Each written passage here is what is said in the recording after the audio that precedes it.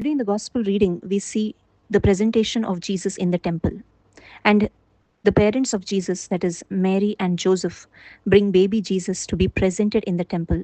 And they offer a sacrifice according to the law.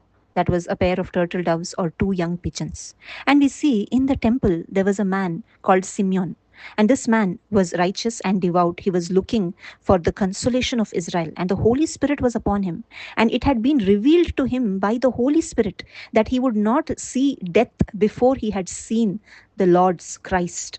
And we see that as soon as he saw this baby Jesus, the Spirit told him that he is the Savior, he is the Redeemer, he is the Messiah.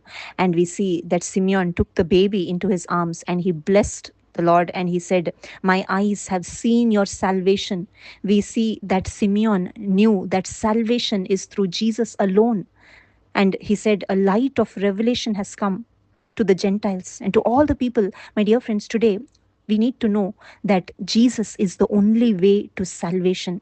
And we see another lady, Anna. She also was waiting for the Messiah. And after her marriage, because she was widowed, she was in the temple serving day and night with fasting and prayer. And she also had a desire to see the Messiah. And when she saw baby Jesus, she thanked God, and because she had seen the Savior of the world. And she even said about the Savior to all those who were looking for the redemption of Jerusalem. My dear friends, today, are we also having that same hunger and thirst to experience the Messiah, to have Jesus in our life? If we have this hunger and thirst, only then we can receive the Lord Jesus in our life. Today we know that Jesus died for us 2000 years ago on that cross. But how many of us have received him in our heart?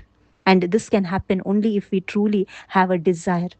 That's why the word of God says, "Ask and you shall receive, seek and you shall find, knock and the door shall be opened." Today, my dear friends, we need to seek for the Savior, my personal Savior, my Redeemer, Jesus Christ, who has given his life for us on the cross, is waiting to come into our life. That's why the Bible says, Jesus says, "I have come to give you life in abundance."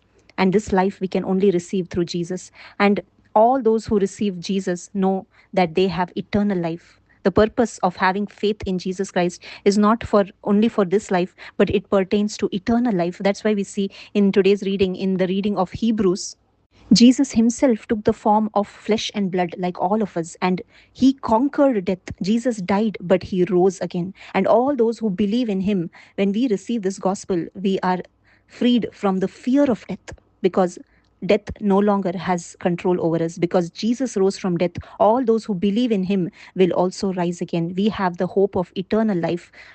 And we read in John chapter 11, verses 25 and 26, Jesus says, "I am the resurrection and the life. He who believes in me will live even if he dies. And everyone who lives and believes in me will never die." Do you believe this? My dear friends, today, do we believe that Jesus, who rose from the dead, will also not allow us to perish, but he gives us eternal life? And Jesus is coming again. We all need to wait for the second coming of Jesus. Simeon and Anna waited and they thirsted and desired to see the Messiah. Today, do we also have that thirst and desire for the second coming of Jesus? And for this second coming, let us prepare ourselves so that we may be worthy to receive the bridegroom. Thank you. God bless you.